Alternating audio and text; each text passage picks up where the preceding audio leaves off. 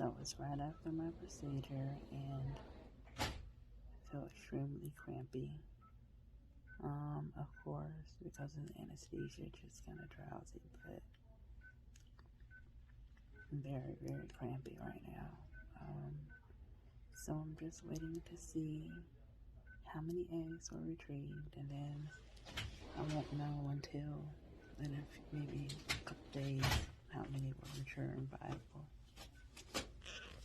All right. We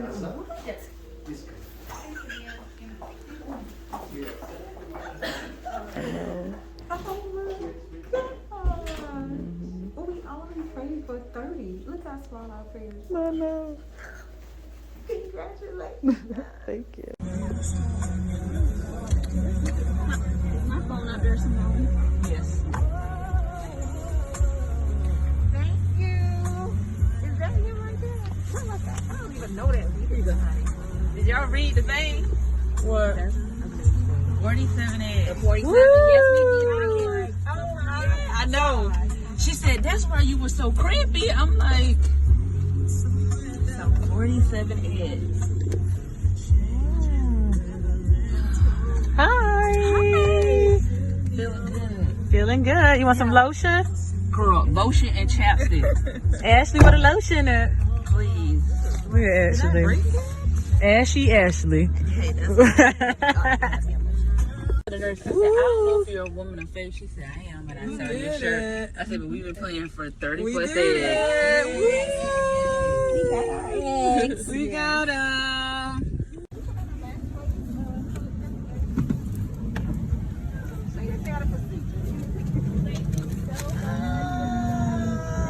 Thank you. Well, Y'all drive safe. you too. Bye, James. Look, peace out.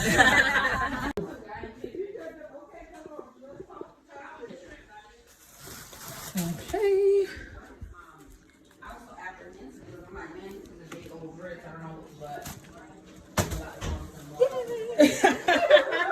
Nars came inside. I'm there with the little kid. You know Chris is a fool. And Nars came inside and was like,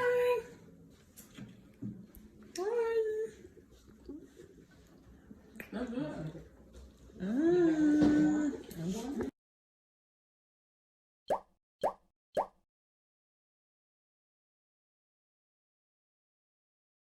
It is Sunday, January 23rd, and we are a little over 48 hours from my egg retrieval procedure. I was actually going to do this video later because I just wasn't feeling the best. Didn't think I looked the best. I had some girlfriends and my sister in town, and the last two left this morning, and I passed out. I ate a little something and I slept hard. I am very crampy this morning. I've taken the ibuprofen. Yesterday, my sister was here until about 1 o'clock. And then my two close friends were here, and I was trying to, like kind of be in the know of the conversation and to be around them. This is the first time I've had all three of them in the house together. The first time one of them have ever been here.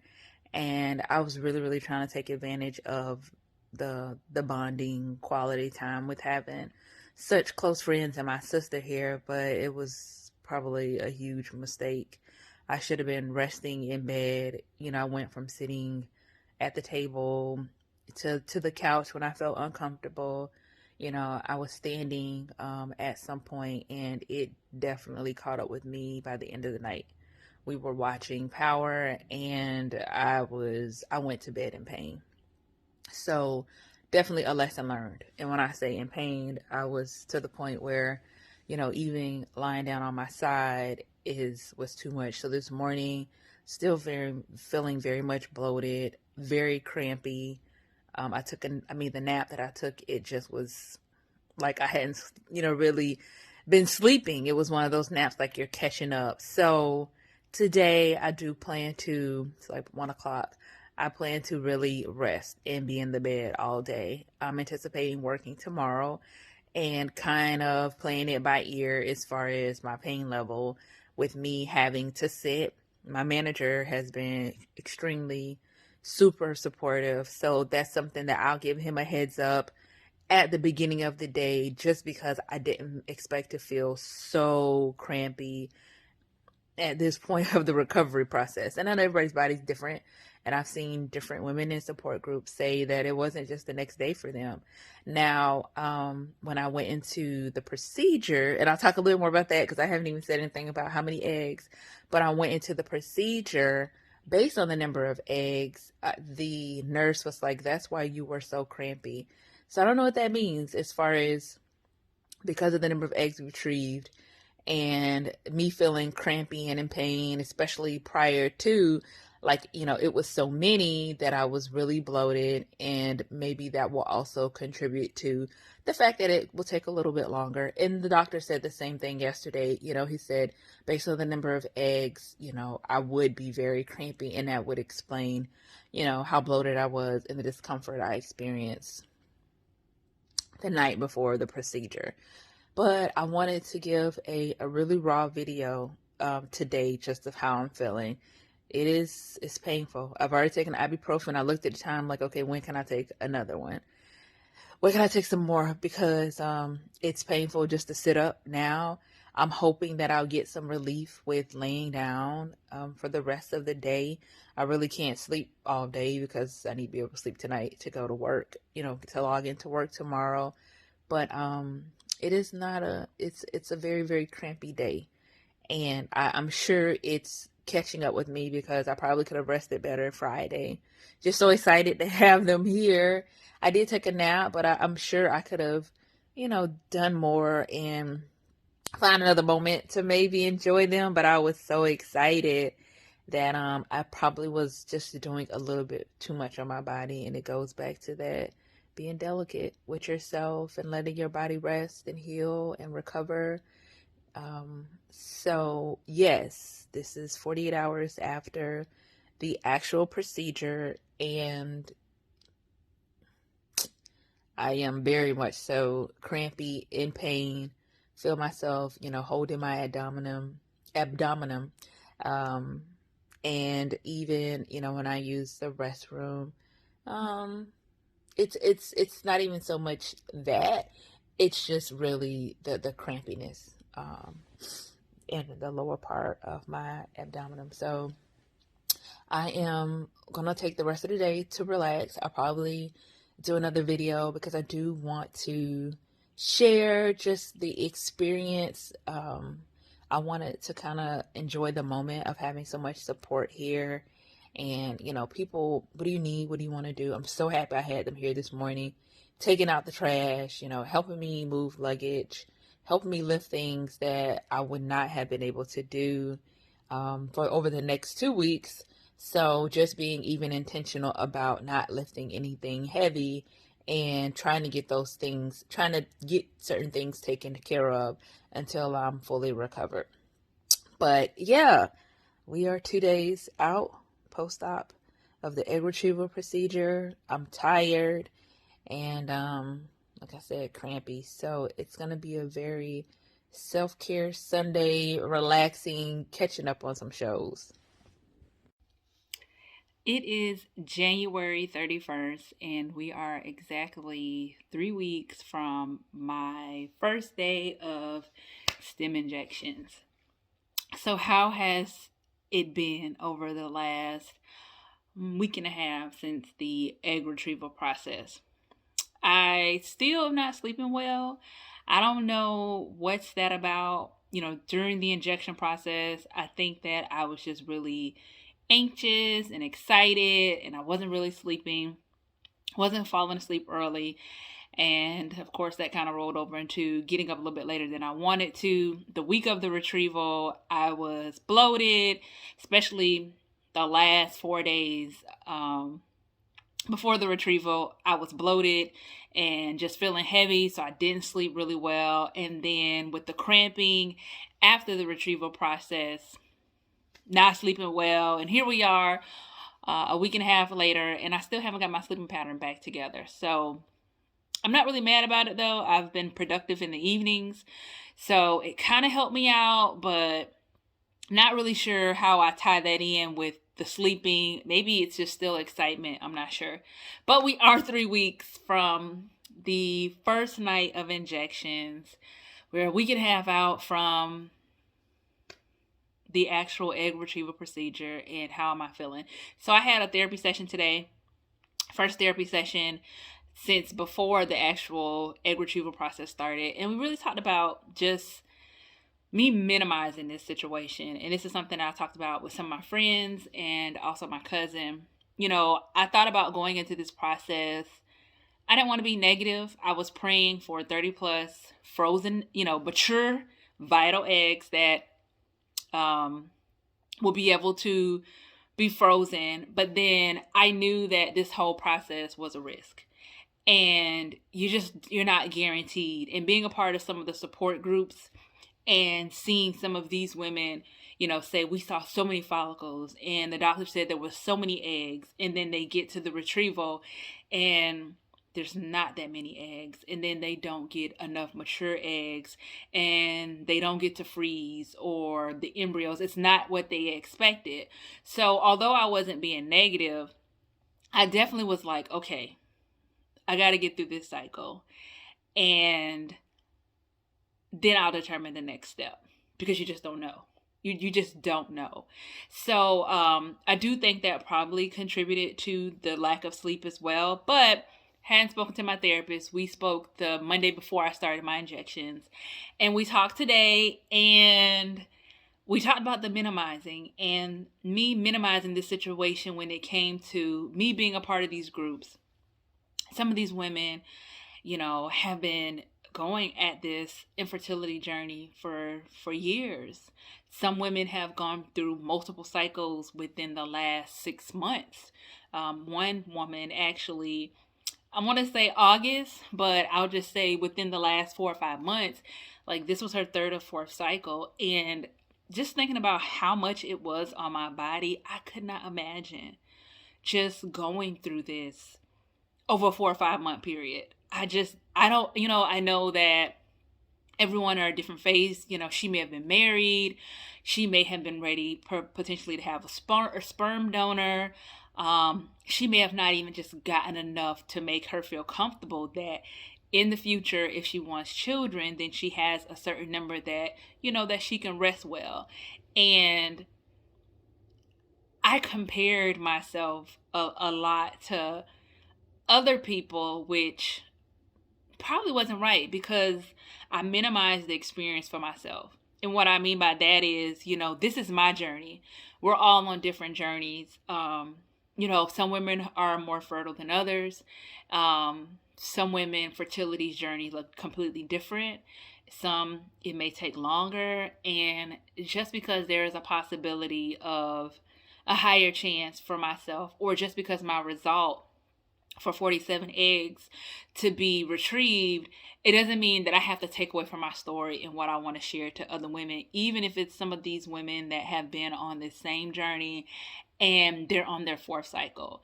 Eventually, when I did share it to 2 different support groups, I got nothing but positive responses, very positive responses. I did have one woman ask me, can you share your age? I want to know if that will help me feel a little better. And someone responded like, the number of eggs that you retrieved and the number that were frozen was perfect for your journey.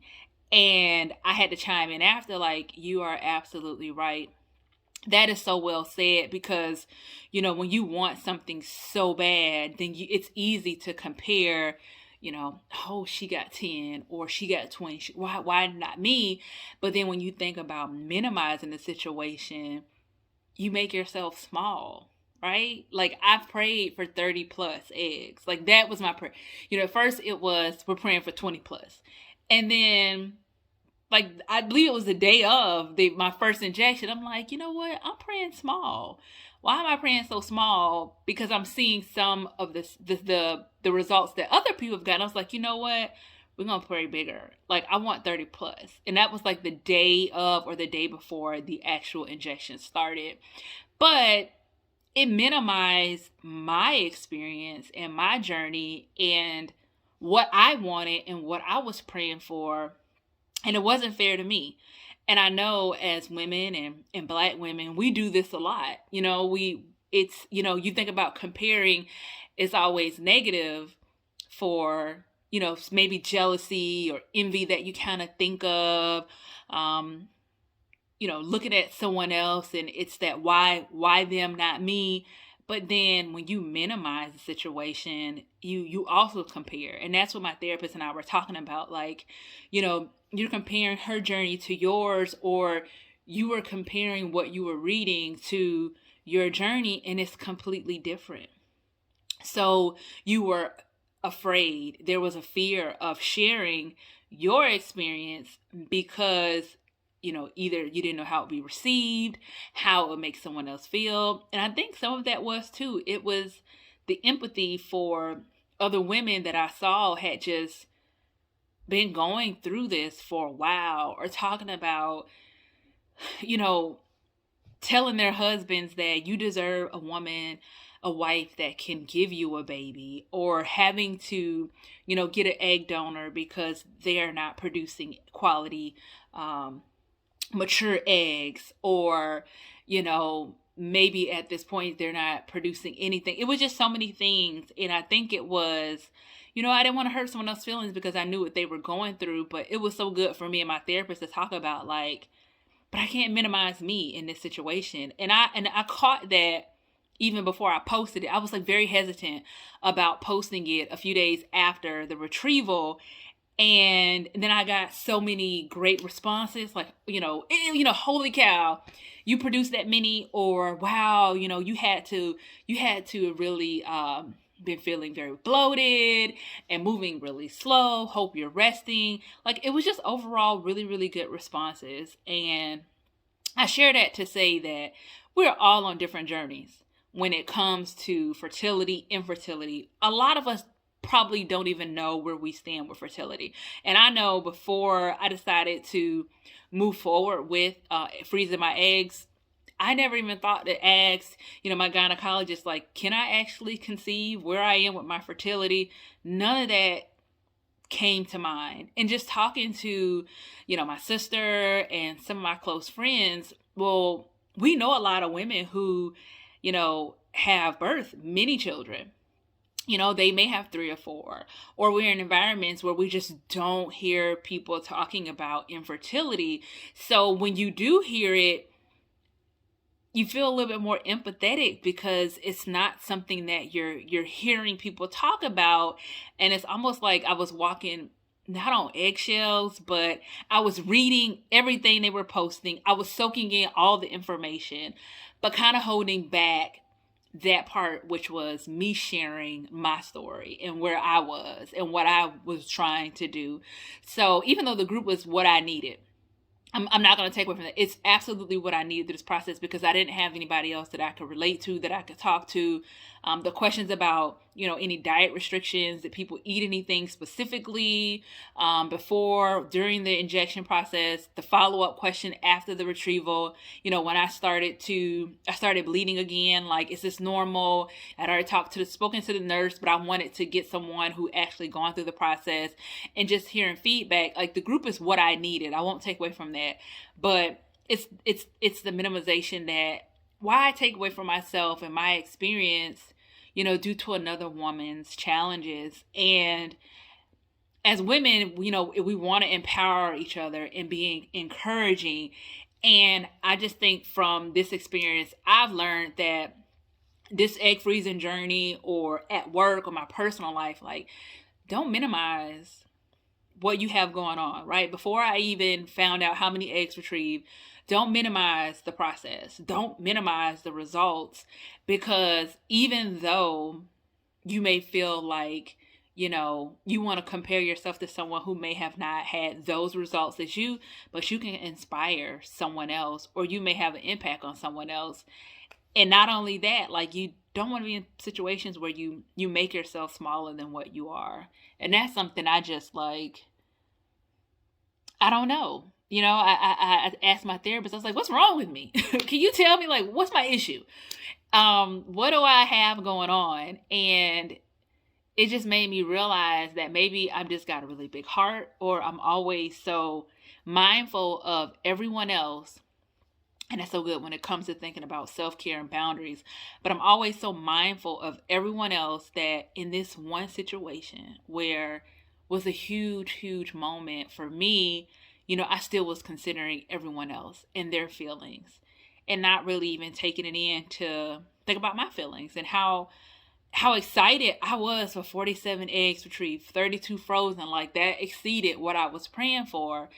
And I still found a way to kind of just minimize the situation. So I wanted to share that because I thought it was important that wherever you are in your journey, whether it's wanting to get more information, have that first consultation with either a fertility physician or just talking to your gynecologist, during your annual about it, just don't minimize the situation, whatever you decide. And that's, a fertility journey or out.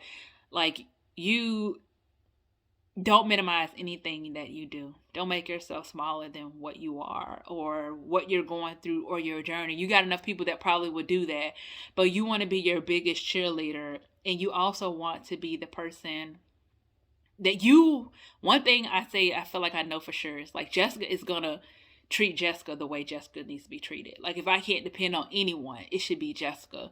And I think that's so important when we think about just minimizing our situations to make someone else feel comfortable, because we're so focused on their feelings. And that goes for family, friends, relationships. It just shouldn't be that way. So hopefully that's a lesson from this experience on top of the fertility, but that you can take when it comes to minimizing things that are so important to you. Something else that came up during the egg retrieval process that I think is very important. So after my retrieval, I was told that I should expect to see my cycle within like 10 to 14 days. So I anticipated some spotting, which was included on there was like a sheet, like, these are the things that you need to look out for after the process. These are the things that you can expect. These are the things that you need to call us right away. And it was that spotting was normal, cramping was normal. So my procedure was on Friday.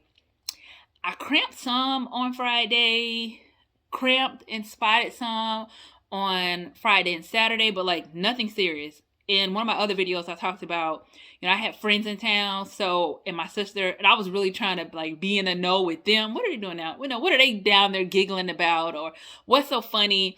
But I probably could have rested a lot more than I did. And I do think that contributed to me getting through Friday, me getting through Saturday. Saturday after midnight, finally I was like done cramping in pain. And then Sunday when my friends left, like, I was in bed all day. And so I definitely think I could have done a better job with resting, but spotting basically was done Sunday. It was very minimal, if anything. And then Thursday, I started bleeding. Like, I woke up and I was bleeding, and I'm like, okay. And it was not spotting bleeding. It was like, okay, so I noticed I'm bleeding, but then the consistency of it, and it was steady throughout the day. So I reached out to the nurse. Hey, I know I'm expecting some spotting, but this isn't spotting. So should I be concerned? Because one of the symptoms that you are to call them about is if it's excessive bleeding, which was basically if you're going through more than one pad within 3 hours. And that wasn't necessarily the case, but when I think of spotting and bleeding that was maybe consistent with my cycle, like, I was alarmed. I was concerned. So I reached out to the nurse. She gave me that information about being concerned. It sounds like it's normal. And then I'm just like, all right, okay, I'm just going to go with it. So I continued throughout Thursday, and I was like, well, maybe it'll lighten up. Friday morning, I wake up, and it was basically as if I would have woke up on my cycle. So now I'm a little nervous because this is a little bit different from spotting. So I timed myself. I was like, all right, well, I'm going to time myself. I'm going to time every 3 hours to see where I am. And I didn't have any issues with that. I ended up talking to my cousin who's a doula, and I was like, hey, we were checking in, and I kind of mentioned it to her, and she was like, if you're changing your pad multiple times in an hour, then that's when we're concerned. But if you're meeting that one within every 3 hours, or, more than 3 hours, then you should be fine. But listen to your body. She was like, your body. Listen to your body if you think there's a concern. But what you're telling me, what the nurse said, doesn't appear to be. So then I'm like, all right. Like, does anybody else have experience? So this is where I went to one of the support groups in Facebook, and I was like, hey, just want to see, has anybody else experienced like spotting? How long did you spot after? Because this doesn't appear to be consistent with spotting. And just so happened, a woman who actually had her egg retrieval the same day as me, she started her cycle. And she started her cycle that Thursday, which was the Thursday I started mine. So she said her doctor informed her within about 7 to 10 days, she should expect her cycle. And it's so funny because she did the exact same thing I did Thursday. She was like, I went to the portal and I was like, hey, this doesn't appear to be normal. It's not spotting. And she and I kind of exchanged just some, just a little bit of back and forth about it. But we both were like, mm-mm. And what I would say about that is, one of the biggest things that was on my mind, even though I'm not trying to say the nurse was pushing me off, because she has been a huge help through this entire process. It was more of, I know that as Black women, we're not always heard. Like if something's wrong, if we're expressing something in the medical, and when it's medical related, and we're feeling some pain or some concerns, like sometimes we're pushed to the side. So to me, it was like, I don't want that to be the situation. And not to say I didn't trust the nurse, but it was just like spotting and bleeding, two different things. And it looked different. I knew what spotting looked like from Friday and Saturday, but then I'm thinking about, the Thursday and Friday, I was like, it didn't look the same. It's steady. So, it was nice to see in the group, and it was a Black support group, that another woman, like, basically it's the same, like, no, this doesn't seem right. I need to take action to make sure everything is okay. And that was the most important thing for me that I got out of all of that was, when you're going through this process, if something doesn't seem right, please, please, please, please do not hesitate to reach out to the nurse, the doctor, but then most importantly, if you decide to join a support group, use one of those support groups to just kind of bounce off your symptoms. I see a lot of women that will say, hey, I'm experiencing this after my transfer, after my retrieval. They talk about medication, the response to medication. If they have low AMH, if they had a fewer number of follicles, like what to expect. And I think that those support groups are really, really great to get that first-hand on experience feedback, because a nurse, they're going through it and they're getting feedback from the patients and what they're asking questions. But like, these are women who actually have gone through the process, some multiple times. So I think it's important to be able to, if you have questions, not be afraid to throw it out there in the group. And you may not get a lot of responses. I think on that post, I got like 3 or 4. So you may not get a lot of people responding, but all it took was that one woman who we had our retrieval on the exact same day, and we started our cycle the same day. And I do think everybody's body is different, even though I wasn't anticipating my cycle until a little bit later. But, when I think about it, I had been on birth control for over 10 years. So you start birth control 3 to 4 weeks before you start the injections. Mine was 3 weeks. And then I'm getting off of birth control, and then I'm taking the hormones, and then you have the egg retrieval process. So it's so much that you're doing to your body that if they're projecting that your cycle is going to be this date, well, your body may completely respond differently. So that was something I thought was important as, you think about this process and reading a piece of paper that tells you what it should be. Do not be afraid to reach out. Most of these facilities appear, just based on my research, the encounters that I had with my facility, and then looking at some of the women in support group, most of them offer a portal or email access where you can ask questions all day, every day. and that's me. If something's not right, I'm asking a question, and you know what? Most times I was getting a response within 15 minutes. So definitely make sure when you're in this process that you're not afraid to ask questions. If something doesn't seem right, ask about it, because I think it's so I can't stress how important it is that, Black women we're not heard. We are not heard, and we hear about the deaths when it comes to childbirth, other situations where we're in the hospital or we're expressing concerns to the doctors, and you just don't want to be in that situation with all of these medications that you're taking. You're injecting yourself. You're expected to bleed after the process, and your body is just going through a huge experience that you want to make sure if there's something that you're not sure about, like, you ask about it. I'm an advocate for that. So I thought that was important to share with you all, just as if you decide to go through this process, like, do not be afraid to ask questions.